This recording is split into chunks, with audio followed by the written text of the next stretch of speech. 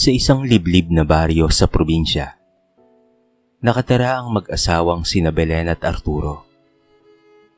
Kasama ang kanilang dalawang anak na sina Carla, 12 anyos, at Gian, 8 taong gulang. Payak lamang ang kanilang tahanan. Isang lumang bahay na yari sa kahoy at pawid. May maliit na bakuran kung saan nagtatanim si Belen ng gulay upang makatipid sa pagkain. Madalas ay mais at kamote ang laman ng kanilang hapag. Ngunit natuto silang makontento at magpasalamat sa kung ano ang meron.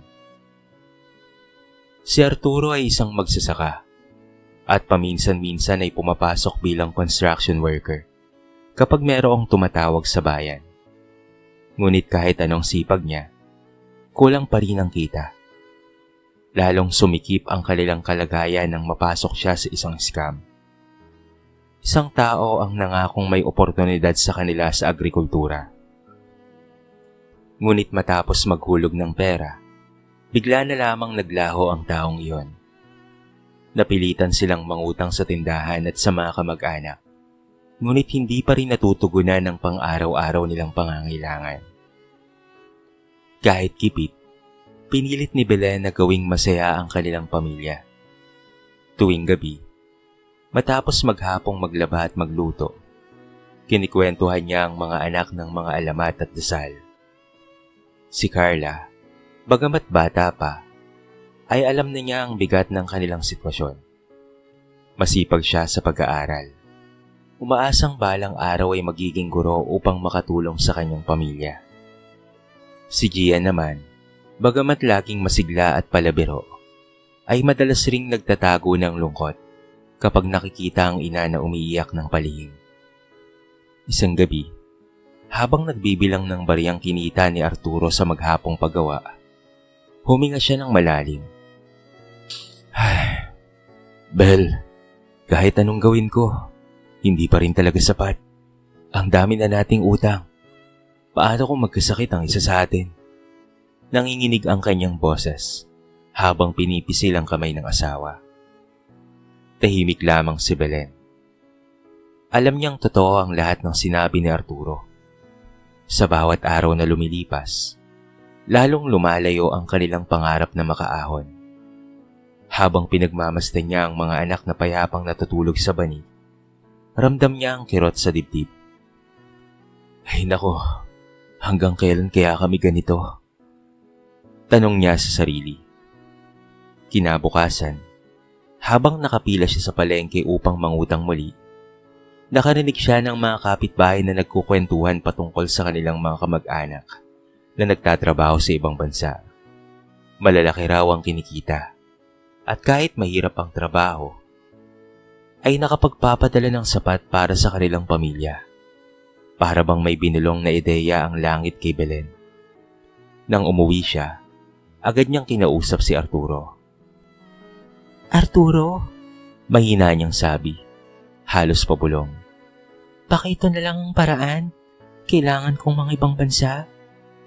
Natigilan si Arturo. Ano ka ba, Belen? Ang layo nun. Paano na kami ng mga bata? Hindi ko ata kakayanin na wala ka rito. Ngunit mahigpit ang tingin ni Belen. May luha sa kanyang mga mata. Ngunit puno ng tapang ang kanyang boses. Mas masakit para sa akin na nakikita kong nagugutom ang mga anak natin. Kung ito na lang ang paraan para makaahon, kahit mahirap, gagawin ko. Tahimik lamang si Arturo. Alam niyang hindi basta-basta ang desisyong ito. Ngunit habang tinitignan niya ang payat na mukha ng kanilang mga anak, ramdam niyang wala silang ibang pagpipilian. At doon nagsimula ang pasya na babago sa takbo ng kanilang buhay. Isang desisyong puno ng sakripisyo, pag-asa, at panganib. Matapos ang ilang linggong pagtatalo at pag-uusap, tuluyang nagdesisyon si Belen na maghanap ng paraan upang makapag-abroad. Sa tulong ng isang kapitbahay, ipinakilala siya sa isang recruiter na nangakong may maayos na trabaho sa kanya. Bilang kasambahay sa isang bansang malapit sa gitnang silangan. Maganda raw ang sweldo. Libre ang pagkain at tirahan at mabilis makaalis. Sa unang tingin, tila ito ang kasagutan sa kanilang matagal ng pinapangarap. Isang hapon, umuwi si Belen galing sa bayan dala ang kontrata. Nakaupo si Arturo sa balkonahe habang pinagpapawisan sa pagkukumpuni ng sarang bangko. Tahimik niyang iniabot ang papel. Ito na mahal, kapag pumirma ako, makakaalis na raw ako kaagad sa loob ng 1 buwan. Kinuha ni Arturo ang kontrata at pinasa. Bagamat limitado ang kanyang pagkakaintindi, nakita niyang nakasulat roon ang mga magagandang kondisyon. Ngunit may kaba sa kanyang puso. Bel, sigurado ka ba? Paano kung ibang mangyari sa'yo doon? Napabuntong hininga si Belen. Wala tayong ibang paraan. Kung mananatili ako rito, baka lalo tayong lumubog sa utang at ayokong makita ang mga anak natin na humihinto sa pag-aaral. Dumating ang araw ng kanyang pag-alis. Sa maliit nilang bahay, parang piyesta ang dating. Ngunit halatang pilit lamang ang mga ngiti. Niluto ni Arturo ang paborito ni Belen na tinolang manok, habang si Carla ay nag-aabala sa paghahanda ng baon para sa ina. Isang maliit na bag na may lumang rosaryo at sulat na gawa ng bata. Si Gia naman ay walang tigil sa pagyakap sa ina at para bang ayaw itong pakawalan. Nay, mabilis ka lang po ah. Nagmamakaawa ang tinig ni Gian. Oo anak, babalik ako kaagad. At pag uwi ko, may bago ka ng sapatos para sa eskwela ha. Tugon ni Belen, pinipigilang umiyak. Sa terminal ng bus, mas mabigat ang eksena. Tahimik si Arturo, ngunit ramdam ni Belen ang bigat sa kanyang puso. Hinawakan ito ang kamay ng asawa. Arturo, alagaan mo ng mabuti ang mga bata ha. Ako na ang bahala sa kinabukasan nila.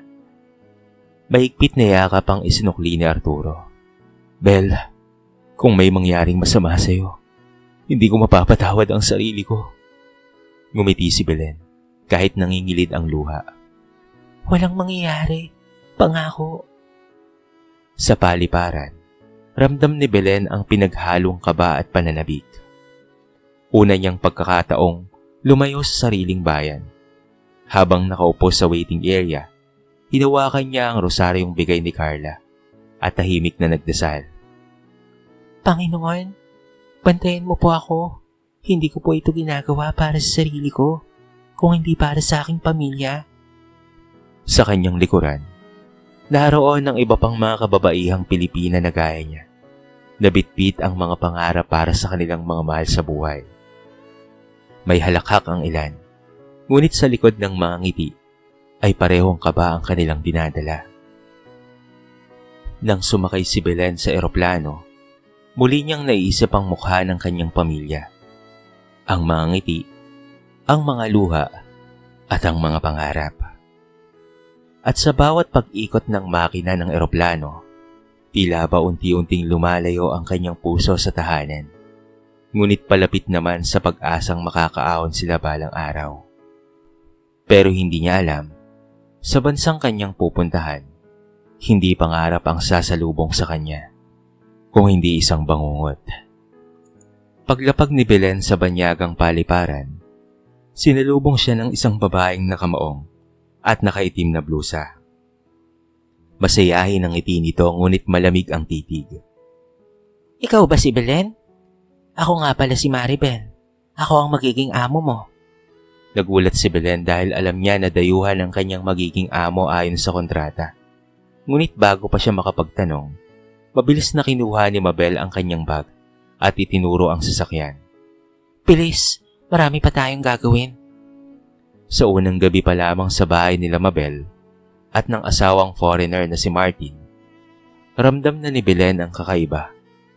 Imbes na 2 silid lamang ang aasikasuhin niya, buong bahay ang iniatas, malaki, may 3 palapag at punong-puno ng mga kagamitan. Mula sa paglilinis, pagluluto, paglalaba, hanggang sa pag-aalaga sa aso at paminsan-minsan ay isa anak ng kaibigan ni Mabel. Lahat ay pinapagawa sa kanya. Bakit po ibang trabaho sa nakasulat sa kontrata? Maingat na tanong ni Belen isang araw. Biglang nagdilim ang mukha ni Mabel. Kung ayaw mo, pwede ka nang bumalik ng Pilipinas nang wala kang kahit na anong dala. Pero tandaan mo, may utang ka pa sa agency. Kaya kung ako sa'yo, magtrabaho ka na lang ng tahimik. At doon nga nagsimula ang bangungot ni Belen. Halos walang tulog, walang kain, at walang pahinga. Ang pagkaing ibinibigay sa kanya ay mga tira-tira lamang. Minsan ay hindi pa sapat para siya ay mabusog. Kapag nagkamali siya sa paglilinis, mabilis siyang sisigawan ni Mabel. Ngunit ang pinakamasakit, hindi lang salita ang ibinabato, kung hindi pati kamay. Madalas siyang sampalin o itulak, kahit sa harapan pa ni Martin. Isang gabi, dumating si Mabel mula sa inuman, at galit na sinabihan si Belen na may nawawalang alahas. Ikaw lang naman ang kasama ko rito sa bahay. Ikaw ang kumuha, no? Halos magkulap si Belen sa kaba. Wala po akong kinukuha, ma'am.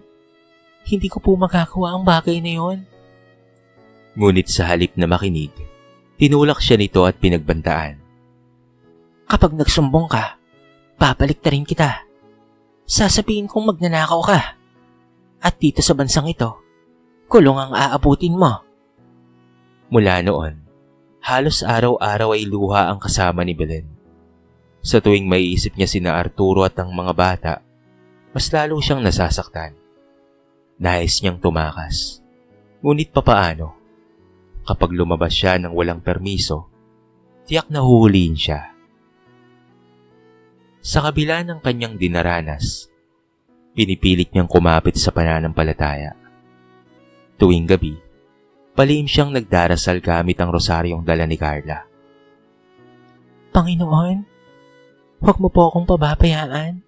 Bigyan mo po ako ng lakas para po ito sa pamilya ko. Ngunit habang lumilipas ang mga linggo, lalo lamang lumalala ang sitwasyon. Wala pa rin siyang natatanggap na sahod. Wala ring pagkakataon na makatawag sa pamilya. Para siyang bilanggo sa isang bahay na puno ng pader.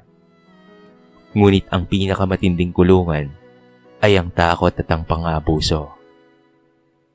Sa isip ni Belen, unti-unti nang nabobo ang isang tanong. Hanggang kailan ko kakayanin to? Lumipas ang ilang buwan at tila taon na para kay Belen. Halos hindi niya na alam kung anong araw na. Dahil ang mga oras ay puno ng trabaho, sigaw, at sakit ng katawan. Sa bawat hampas ng palad ni Mabel at sa bawat insultong binibitawan nito, parang unti-unting nadudurog ang kanyang pagkatao. Ngunit kahit gaano kabigat, pilit siyang kumakapit sa pag-asa na balang araw ay matatapos rin ang lahat ng ito. Isang hapon, inutusan siya ni Mabel na isama ang aso sa parke. Mahigpit ang bilin. Umalik ka kaagad, ha? At wag na wag kang makikipag-usap kahit kanino. Ngunit sa pagkakataong iyon, tila dininig ng langit ang kanyang panalangin. Doon niya nakilala si Linda, isang kapwa Pilipina.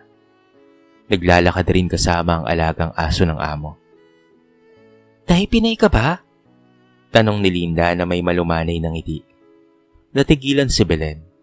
Ilang buwan na siyang hindi nakakapagsalita sa sariling wika. Mabilis siyang mapaluha. Oo, Pinay po ako. Pabulong niyang sagot. Takot na baka may makarinig. Mula noon, palihim silang nagkikita tuwing naitatapat ang kanilang mga lakad sa parke. Doon ibinubuhos ni Belen ang lahat ng kanyang dinaranas. Ang pang-aabuso, gutom, at panggigipit.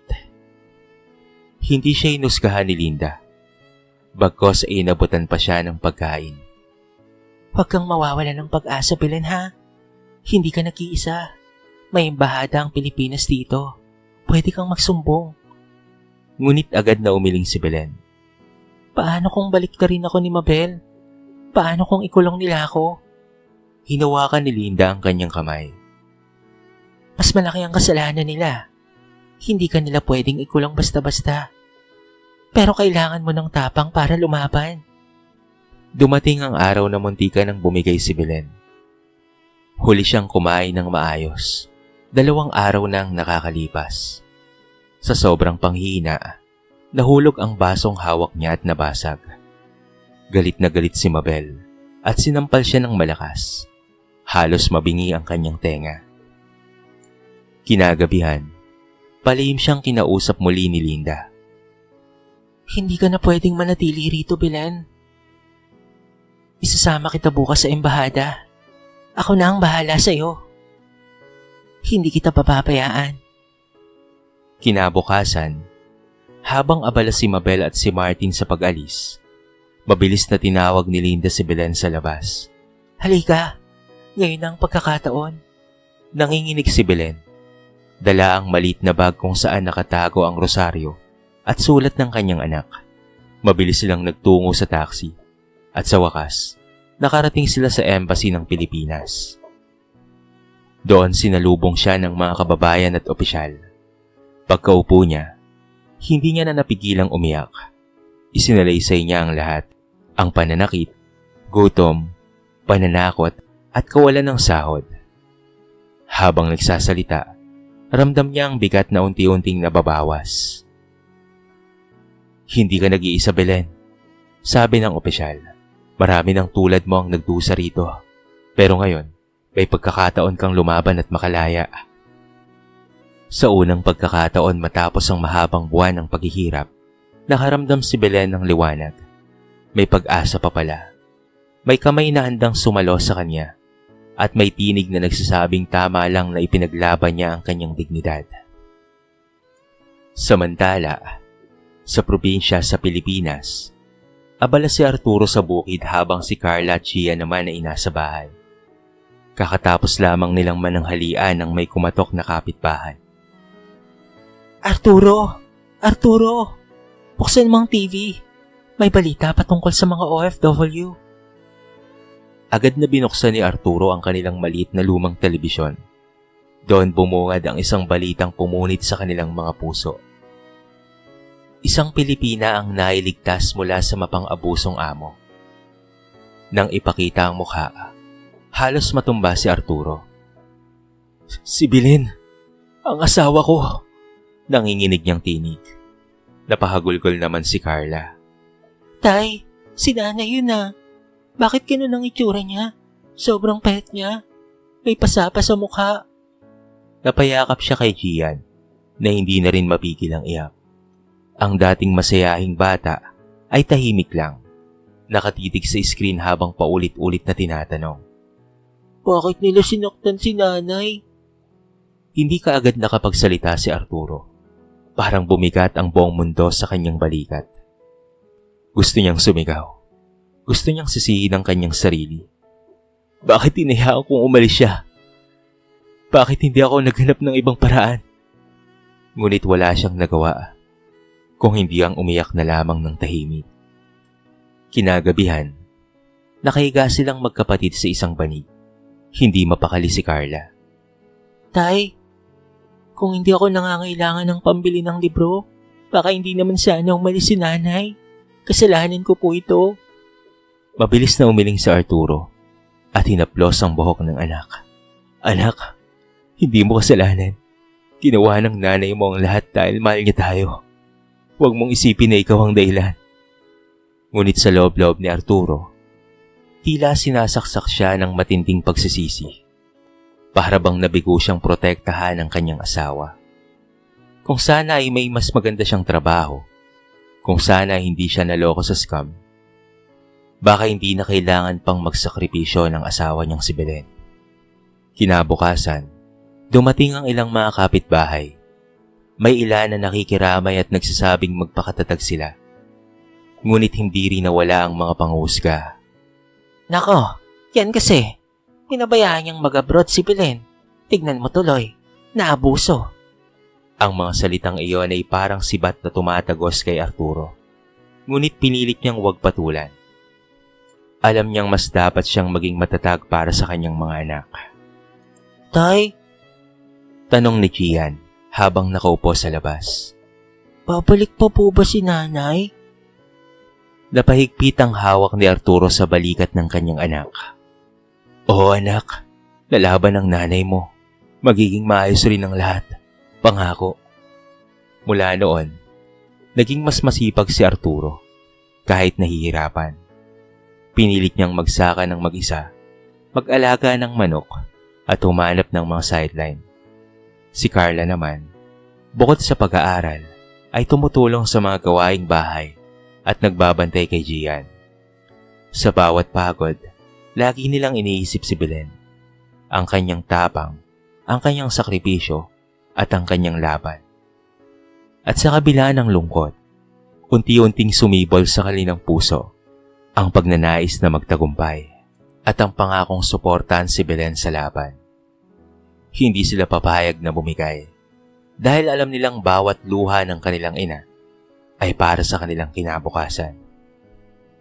Sa embahada ng Pilipinas, nagsimula ang panibagong yugto ng laban ni Belen. Pinakinggan siya ng mga abogado at social worker. Maingat nilang inipon ang lahat ng ebidensya. Mga litratong kuha ng kanyang mga pasa, testimonya ni Linda, at pati na ang mga dokumentong nagpapatunay na hindi siya nakatanggap ng tamang sahod. Belen, sabi ng abogado, handa ka na ba? Matagal na proseso ito, pero kung lalaban ka, may hustisya ka ring makakamtan. Kinagat ni Belen ang kanyang labi. Kinakabahan siya, ngunit naaalala ang mukha ni na Arturo at Carla at Gian. Handa na po ako. Hindi lang para sa akin, kung hindi para sa iba pang mga kababaihan na tulad kong inabuso. Nagsimula ang kaso kina Mabel at Martin. Mabagal ang takbo ng hustisya. Pabalik-balik sa korte, paulit-ulit na tanong, at minsan ay tinatakot pa siya ng kampo ng kanyang amo. Ngunit sa tuwing nadatapa ang kanyang loob, naroon si Linda, na laging nakahandang sumuporta sa kanya. Kapit lang, Belen. Malapit na ring matapos ang lahat ng ito. Samantala, sa Pilipinas, patuloy na sumusubaybay ang kanyang pamilya. Kada gabi ay sama-sama silang nagdarasal. Si Arturo, kahit pagod sa bukid, lagi niyang sinasabi sa mga anak, lumalaban ang nanay niyo, kaya huwag tayong bibitaw. Lumipas ang mahigit 1 taon. Isang araw, pinatawag si Belen sa korte para sa huling pagdinig. Nakatayo siya sa harapan ng hukom. Nanginginig ang kanyang mga kamay, ngunit matatag ang kanyang tinig habang nagsasalita. Hindi ko po gusto ang mga nangyari. Dumating po ako rito dala ang pangarap na maiangat ko po ang aking pamilya. Ngunit sa halip, tinrato akong parang hayop. Walang sino man ang may karapatan na ipahiya at saktan ng kapwa. Nandito po ako hindi lamang po para sa sarili ko, kung hindi para ipakita na may karapatan din kaming mga kasambahay na igalang. Tahimik ang buong paligid. Kahit ang hukom ay tila nadama ang bigat ng kanyang mga salita. Makailang linggo ang lumipas, lumabas na nga ang hatol. Guilty ang mag-asawang Mabel at Martin sa kasong physical abuse, illegal detention, at hindi pagbabayad ng tamang sahod. Hatol sa kanila ay ang pagkakakulong at pagbabayad ng mga danyos. Halos hindi makapaniwala si Belen nang marinig ang desisyon. Niyakap siya ni Linda habang dumadaloy ang kanyang luha. Nanalo ka, Belen! Nanalo ka! Sa kabilang dulo ng mundo, nakatanggap ng tawag si Arturo. Arturo? Mahal? Boses ni Belen sa kabilang linya. Nanginginig. Nanalo tayo. May hustisya. Agad na napahagulgol si Arturo at tinawag ang mga bata. Magkayakap silang tatlo habang nakikinig sa tinig ng ina. Nay, ang tapang niyo po. Sigaw ni Carla. Miss na miss ka na po namin, Nay. Dagdag naman ni Gian. Sa oras na yon, para bang naibalik kay Belen ang lahat ng lakas na nawala sa kanya. Oo, mahaba at masakit ang pinagdaanan niya. Ngunit sa wakas, nakita niyang liwanag ng katotohanan na kahit mahirap, ay may hustisya para sa mga lumalaban. At higit sa lahat, napatunayan niyang ang isang ina, kapag para sa pamilya ay kayang harapin ang pinakamatinding unos. Matapos ang mahabang paglilitis at pagbagsak ng hatol kina Mabel at Martin, inilipat si Belen sa pangangalaga ng embahada. Ilang linggo na rin siyang nananatili roon habang inaasikaso ang kanyang mga papeles. Pinagpahinga muna siya, pinakain ng maayos, at pinakitaan ng malasakit ng mga kapwa Pilipino. Belen, sabi ng opisyal ng embahada, may mabuting balita kami sa iyo. May bagong amo mula sa England na naghahanap ng kasambahay. Mabait silang pamilya at kilala na ng embahada. Kung nais mo, pwede kang magsimula roon. Nagdalawang isip si Belen sa simula. May takot pa rin siyang nararamdaman. Ngunit inalala niya ang mga pangarap ng kanyang mga anak. Si Carla na gustong maging guro at si Gian na nangangarap na maging inhenyero. Kaya naman buong tapang siyang sumagot. Opo, susubukan ko po ulit. Pagdating sa England, ramdam ni Belen ang malaking pagkakaiba. Ang kanyang bagong amo ay isang pamilyang Ingles na simple lamang ang pamumuhay. Pinakilala siya bilang bahagi ng kanilang tahanan, hindi bilang alipin. Binigyan siya ng sariling silid, sapat na pagkain, at tamang magandang sahod. Sa bawat buwan, may pagkakataon siyang makatawag sa Pilipinas gamit ang sariling telepono. Nay, ang ganda po ng boses mo. Ang saya ko po at narinig ulit kita. Sabi ni Carla sa kabilang linya. Nay, may bago po akong laruan. Salamat po Dagdag ni Gian. Napaluha si Belen. Sa wakas naramdaman niyang unti-unti nang natutupad ang kanyang mga pangarap na maiangat sa buhay ang kanyang pamilya. Natanggap rin kasi ng kanyang pamilya ang napanalunan niya sa kaso, ang mga danyos na binayaran ng mag-asawang nang walang hiya sa kanya. At sa kasulukuyan, ang mga ito'y nakakulong sa paitan. Pagdudusahan nila ang kanilang ginawa sa loob ng 6 na taon. At makalipas pa nga ang ilang mga taon, nakapagpadala na siya ng sapat na pera upang makapagpatayo ng kanilang bahay sa kanilang baryo. Hindi man ganun karangya, pero maayos at matibay ito. At higit sa lahat, may bubong na kayang sumalo sa bawat ulan at init ng araw. Nakapag-aral si Carla sa kolehiyo gamit ang perang pinapadala niya. At si Gian naman ay mas naging masigasig sa pag-aaral. Si Arturo, bagamat patuloy na nagsasaka, ay malaki ang ipinagbago.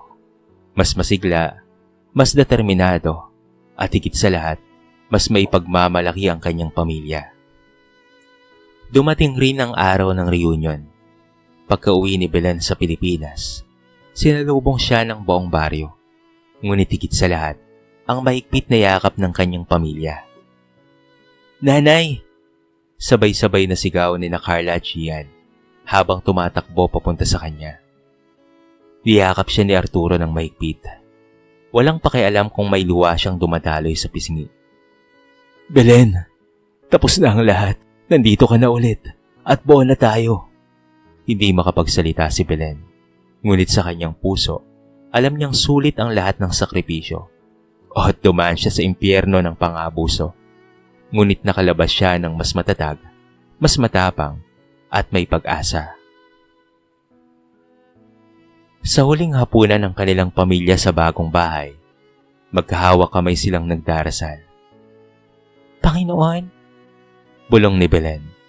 Salamat sa pagbibigay ng lakas. Salamat sa pangalawang pagkakataon at sa lahat ng pag-iingat sa aking pamilya. At sa katahimikan ng gabing iyon, alam nilang hindi na sila ang dating pamilyang nakatira sa isang lumang bahay na pawid. Sila ngayon ay pamilyang pinanday ng sakripisyo, pinatibay ng pagmamahalan, at pinalaya ng hustisya. Isang kwento ng luha, pagdurusa, ngunit higit sa lahat, ng pag-asa. Lumipas pa ang ilang taon at unti-unti nang natutunan ni Belen na yakapin ang bagong buhay. Sa kabila ng kirot ng mga alaala sa banyagang bahay kung saan siya inalipusta, pinili niyang huwag hayaang maging sugat lamang iyon sa kanyang pagkatao. Sa halip ginawa niyang sandata ang karanasan. Paalala na kahit gaano kabigat ang unos, may araw ding sisikat. Nakapagtapos na nga si Carla sa kursong edukasyon at naging isang guro sa kanilang bayan. Habang nakatayo siya sa harap ng klase, hindi niya makalimutang sabihin sa kanyang mga estudyante, Kung hindi dahil sa sakripisyo ng aking nanay, hindi ako makakarating dito. Kaya pahalagahan niyo ang inyong pag-aaral dahil may mga magulang na handang isugal ang lahat para lamang sa inyong kinabukasan. Si Gia naman ay naging mas determinado sa kanyang pangarap na maging inhinyero. Bawat libro, bawat proyekto sa paaralan, iniisip niya ang mga pawis at luha ng kanyang ina. Madalas niyang sabihin, gagawin ko ang lahat para masuklian ang hirap at hiniis ni nanay at tatay. Si Arturo, bagaman may bahid rin ng pangungulila sa mga panahong wala si Belen, ay naging matatag. Matatag na haligi ng pamilya. Natuto siyang maging higit pa sa isang ama. Naging ina rin siya sa mga panahong wala si Belen at naging tagapagtanggol sa oras ng panghihina ng kanilang pamilya. At si Belen, matapos ang mga taon ng pagtitiis at pakikipaglaban, ay hindi lamang basta isang ina at asawa. Siya ay isang simbolo ng lakas at pag-asa para sa kanilang komunidad. Maraming kababaihan sa baryo ang lumapit sa kanya upang magtanong at humingi ng payo patungkol sa pag-abroad. Hindi niya kailanman itinago ang katotohanan. Hindi madali ang buhay sa ibang bansa. Hindi lahat ay mababait ang amo. Pero kung sakaling mapunta kayo sa ganoong sitwasyon, huwag kayong mananahimik. Laging may tutulong at laging may hustisya. Naging inspirasyon siya sa iba, hindi lamang dahil sa kanyang katatagan, kung hindi dahil sa kanyang tapang na lumaban. Ang kanyang kwento ay umabot maging sa lokal na pahayagan at ginamit na halimbawa ng embahada upang ipaalala sa lahat ng mga OFW na may karapatan silang ipaglaban ang kanilang mga sarili. Sa kanilang tahanan tuwing gabi, nakasanayan ng pamilya ang simpleng ritual. Sama-samang pagkain, sama-samang pananalangin, at simpleng tawanan. Wala silang marangyang buhay, ngunit meron silang mas mahalaga, ang pagkakaisa at ang pagmamahalan. Isang gabi, habang nakaupo sila sa kanilang beranda, nakatingin sa maliwanag na buwan at nagsalita si Belen. Hindi ko akalain na mararating natin to. Minsan iniisip ko, kung hindi ako umalis, baka hindi tayo nakalampas sa lahat ng utang at gutom. Pero lagi kong itinatanong sa Diyos kung bakit kailangan kong pagdaanan ng lahat ng iyon. Pero ngayon, alam ko na ang sagot dahil gusto niyang matutunan ko ang halaga ng pagtsatsaga at pananampalataya. Gusto niyang makita natin na sa bawat sakripisyo, may kapalit na pag-asa. Tahimik silang lahat, nakikinig. At sa huling pagkakataon, binitiwan ni Belen ang mga salitang hindi niya kailanman nalilimutan. Ang pagiging ina at asawa at ang pagiging Pilipina ay hindi lamang patungkol sa pagtitiis. Ito ay ang patungkol sa pagtindig, sa muling pagbangon at sa pagbibigay ng pag-asa, hindi lamang sa pamilya, kung hindi pati na rin sa ibang mga tao. At sa katahimikan ng kanilang maliit na baryo, habang humahalimuyak ang mga bulaklak sa kanilang bakuran at maririnig ang halakhakan ng mga anak, alam ni Belen na sa wakas, natupad na ang kanyang pangarap. Hindi marangyang buhay ang kanyang tagumpay, kung hindi ang buhay na puno ng pagmamahal, dignidad, at panibagong simula, at magandang aral. Dito na po nagtatapos ang ating maiksing kwento sa araw na ito. Sana po ay nagustuhan nyo mga kabarangay, at sana po ay kinapulutan nyo ng maraming aral. Kayo po, ano po ang masasabi nyo sa ating kwento? I-comment nyo naman sa baba ang inyong mga reaksyon at babasahin natin ang lahat ng yan. I-comment nyo na rin kung taga saan kayo para naman malaman ko kung hanggang saan nakaabot ang video na ito. Paki-like and share na rin ang ating kwento para mapakinggan rin ng iba. At kung bago ka pa lamang sa ating channel, baka naman pwedeng pakihit ang subscribe button at bell notification button para palagi kang updated sa mga bago nating upload na katulad nito. So paano mga kabarangay? Hanggang sa muli, thank you so much and peace out.